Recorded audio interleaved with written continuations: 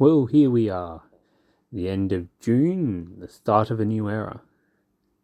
Now, it's generally hobby progress, slow progress continuing on my Red Chapel here.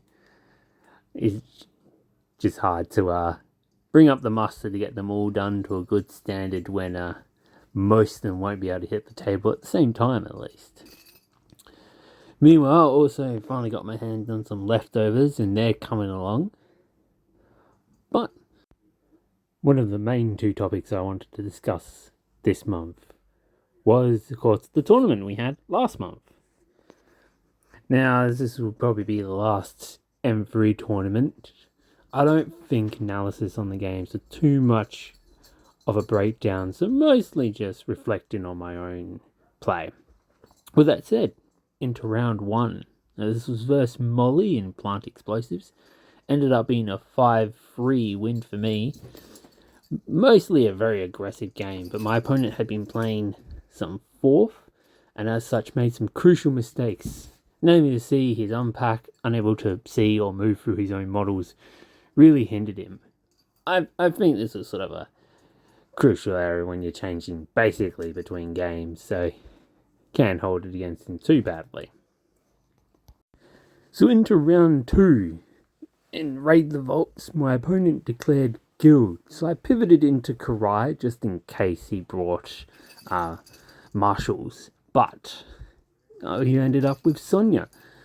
Now, I find myself doing this nearly every time. I'll pivot to try and avoid some sort of counter and end up just not being able to come up with a solid enough plan on the fly. So I feel like I might just have to do what I planned into him regardless, but we'll see how we go. Things are changing. The new scenes and strats are somewhat more flexible than the current M3, but that's what we were playing. Now, this ended up, again, being a quite brutal game. I mostly couldn't unpack fast enough to avoid the various blast damage, so my cake the hits really didn't help too much. Ended in a 3-6 loss for me. And finally we have Raid the Vaults into Jetsa 2. Now, as I do think I split my crew quite badly for this one. I just don't know how to deal with Jetsa. I don't think she's too overtuned. I can see some solutions, but also I haven't looked at what she does now, and we have to learn how to counter enemy masters all over again, so I'm not going to dwell on it too much. But this one ended in a 7-5 loss for me. And finally, despite having a very funny ranking system of 1, 2, 3, 3 again, 5, 5 again, 7, 7 again, I ended in, according to Longshank's, 6th place. I'm not quite sure why I was below the other 5, but yeah, it is what it is. Other than that, breakdown of factions. We had 2 Guild, 2 Reses, 2 Neverborn, 1 Arcanist, and 1 Explorer Society. So a few factions there not represented, but pretty standard for our local meta. Well, the other thing I wanted to talk about was, of course, finally jumping over to 4th edition. So far I've played 4 games of it, and I think it's going to be a straight switch. I don't see anyone wanting games of 3rd. It looks like the next tournament we're going to play is going to be in 4th, so it is sort of where, for me, the game is now. That said, so I've played 4 games so far, 2 with McMorning and 2 with Seamus, and I'm liking where both of them are at.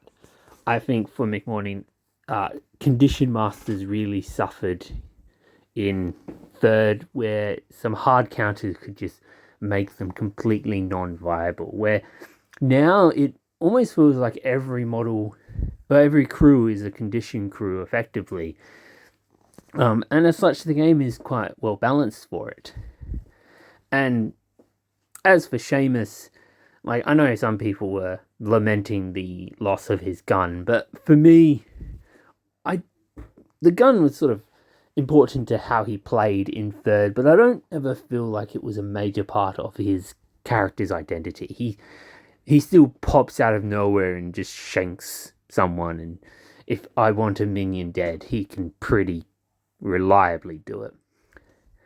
That said, but on conditions, I've heard the concerns, and I somewhat see them as well, of the fear of the return to M2's just far too many conditions and obscure and weird ones. Now, I hope weird designers are aware of this and are particularly designing to avoid this occurring again. And I don't think it's a huge risk with the crew cards. I think it will be pretty easy for them to take conditions and merge them together or eliminate them and use pre-existing ones to avoid too many new conditions popping up. And I said that word too wrong, given that it is tokens now. A sort of arbitrary linguistic change, in my opinion, but we live in this world now. Other than that, obviously one of the big switches I first heard were the end of damage flips. And so far I'm loving it. It speeds up play. You know exactly what's going to happen if they hit you. And I so far haven't once actually just tried to flip for damage. So seems like a pretty natural progression for the game. Same for the new turn mechanic, just flows pretty neatly. Again, you know when you're ending your turn that you don't get a surprise double activation coming out of someone. It just makes the game somewhat more predictable, leaning to more skilled play. That and the new strategies and schemes. Now, for some reason, we keep coming up with I forget the name of the scheme, but the Headhunter one. People die, they drop scheme markers or strategy markers, and you pick them up to score. Now, I like a bit of a catch-up mechanic, or it to be harder to score the more points you already have. This one doesn't seem to do that too well. Like, if you're ahead, you've murdered most of your opponent, it tends to be easy to keep that lead. That said, I'm loving the new schemes. Keyly in the fact that you're focusing on scoring every turn. I found a lot in third. You can just sit and forget about schemes for 3 out of the 5 turns of the game, where now you have 4 turns and every turn I'm trying to score points. I think, along with the more predictable nature, makes the game much more besieging than it actually was, which I'm loving. Overall, I've still got a couple masters to try it in the new edition. As I've said before, I'm terrible at writing battle reports and sending feedback, so it's something I still need to work on. So far, most of the complaints I've had about the game are sort of the standard learning the game sort of things, and there's a few things I've got to write out that might be useful for them to understand where people are having trouble understanding the rules. Not that they're bad, but like maybe an additional explanation or example could help in this category. The main one that comes to mind is replacing. The first time I played Leftovers, I was unclear that when they replace how much health each of the new models comes in with.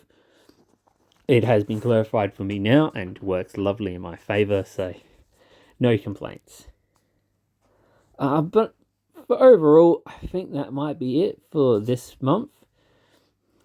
I believe we've got as I mentioned, 4th tournament coming up next month, so that should be an exciting report. But for now, that's me, Captain Steel, signing out.